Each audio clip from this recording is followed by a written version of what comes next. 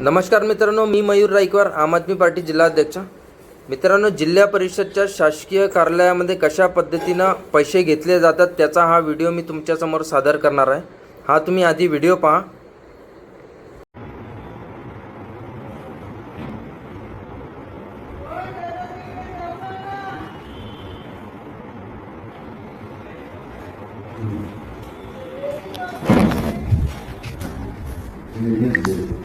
Sir Kunal Pawde म्हणून आहे sir, पाहिलं तुमच्याकडे कुणाल पावडे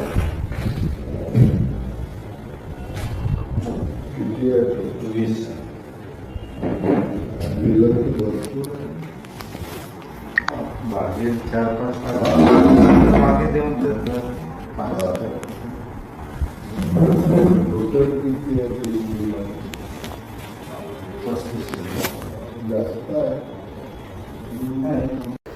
मित्रांनो, तुम्ही जो व्हिडिओ बघितला त्यामध्ये दिसणारे व्यक्ती म्हणजे जिल्हा परिषदचे बांधकाम विभागाचे मुख्य अभियंता विवेक पेंडे आहेत.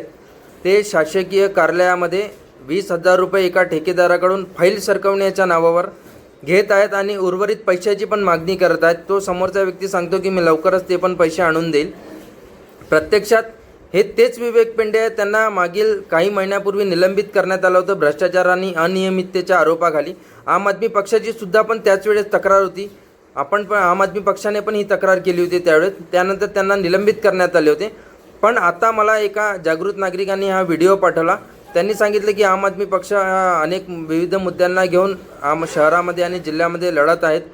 तर त्यांनी आम्हाला हा मुद्दा उचलायला सांगितला. मी तो व्हिडिओ पाहिला आणि त्या धक्कादायक बाब त्यामध्ये समोर आहे की विवेक पेंडे हे कुठल्याही सरकारी म्हणजे वरिष्ठांना न घाबरत, ना सीओना, जिल्हा परिषदच्या मुख्य सीओना घाबरत, ना जिल्हाधिकाऱ्यांची भीती, ना अँटी करप्शनची भीती, स्वतः सर्रासपणे शासकीय कार्यालयामध्ये 20,000 रुपये ते आपल्या ड्रॉवरमध्ये घेत आहे. तर प्रत्यक्षात जेव्हा ठेकेदारीमध्ये उतरतो तर कर्ज काढतो, कुठेतरी विचार करतो की मी ठेकेदारीमध्ये उतरेल आणि पैसे कमवणार, आपलं घर चालवणार. पण विवेक पेंडेसारखे अधिकाऱ्यांमुळे ते समोर जात नाही आणि बिलं काढण्याच्या नावाने त्यांचे बिलं फाईल थांबवली जातात आणि मग त्यांच्यावर कर्जाचा डोंगर पडतो आणि त्यांना आत्महत्या करावी लागतात. आत्ताच नागपूरमध्ये 2-3 दिवसाआधी एका ठेकेदाराने आत्महत्या केली. ही सगळी आत्महत्या विवेक पेंडेसारख्या अधिकाऱ्यांमुळे होतात. लाखो रुपये पगार असताना पण स्वतःचे शौक पूर्ण करता यांना ठेकेदारांकडून पैसे घ्यावे लागतात, रिश्वत घ्यावी लागतात. पण शासन यांच्यावर कारवाई करत नाही, प्रशासन डोळेझाक करतो. म्हणून हे सगळं प्रकरण घडत राहते. आज रस्ता बनतो, उद्या रस्ता उखडला जातात. अशा लोकांवर तुम्ही कारवाई करत असणार तर ठीक आहे. पण तुम्ही जे लोक चांगले काम करतात त्यांची बिलं काढण्याकरता जर तुम्ही त्यांना त्रास देत असणार, त्यांच्याकडून पैसे उकळण्याचा प्रयत्न करता ना, तर कुठेतरी या लोकांवर कारवाई झाली पाहिजे. आम आदमी पक्ष हा भ्रष्टाचाराच्या विरोधात आधी पण लढत आहे, आता पण लढत राहील.